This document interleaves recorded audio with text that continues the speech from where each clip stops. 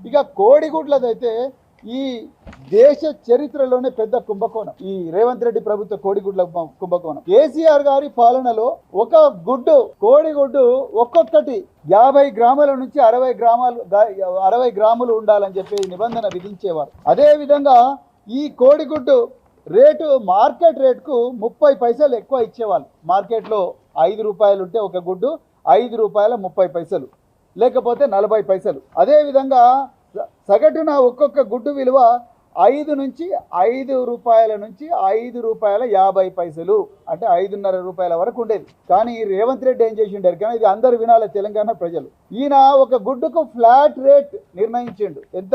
ఒక్కొక్క గుడ్డు విలువ 7 రూపాయలు, 6 రూపాయల 90 పైసల నుంచి 7 రూపాయలు నిర్ణయించిండు. ఇక్కడనే తిరకాసున్నది. మీరు అనుకోవచ్చు, అబ్బా రేటు పెంచిండు కదా, ఇంకేది వీళ్ళందరికీ న్యాయం జరుగుతుందని.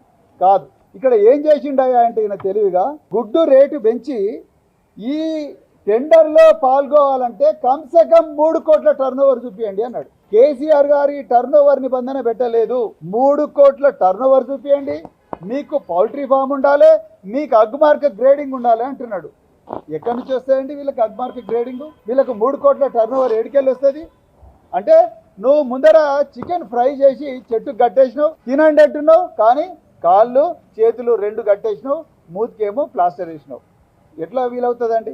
గుడ్డు ఈ మొత్తం గుడ్ల విలువ ఎంత అంటే జిల్లాకు 20 కోట్లు, 33 జిల్లాలు, జిల్లాకు 20 కోట్లు, 660 కోట్ల రూపాయల కుంభకోణం కేవలం వాళ్ళ పార్టీ నాయకులు. నల్గొండ జిల్లాలో జానారెడ్డి బినామీలో, లేకపోతే రంగారెడ్డిలో రేవంత్ రెడ్డి బినామీలో, వీళ్ళందరూ పౌల్ట్రీ ఫార్మర్స్, వీళ్ళకు లక్షల కోళ్ళున్న పౌల్ట్రీ ఫార్మ్స్ ఉన్నాయి. సో వీళ్ళందరి చేతులకి వాళ్ళు 3 కోట్ల టర్నోవర్ అంటే ఏడికెళ్ళి వస్తుంది? ఎవరు ఇస్తారు 3 కోట్ల టర్నోవర్? వీళ్ళకి ఎక్కడి నుంచి తీసుకొస్తారు వీళ్ళు 3 కోట్లు, 4 కోట్లు, 5 కోట్లు, 6 కోట్లు? అది పరిస్థితి. అదేవిధంగా వీళ్ళు సప్లై చేయాలంటే సాయంత్రం 4 గంటల నుంచి 6 గంటల మధ్యలో సప్లై చేయాలంట. అదేం కొత్త రూలు?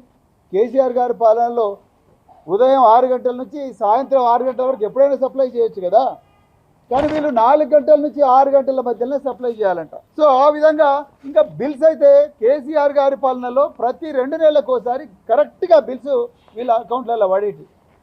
కానీ ఈరోజు రేవంత్ రెడ్డి పాలన ఇప్పటి వరకు కూడా వీళ్ళకు బిల్స్ రాలే. దాదాపు 4 నెలలు అయింది, ఇప్పటి వరకు కూడా బిల్స్ రాలే.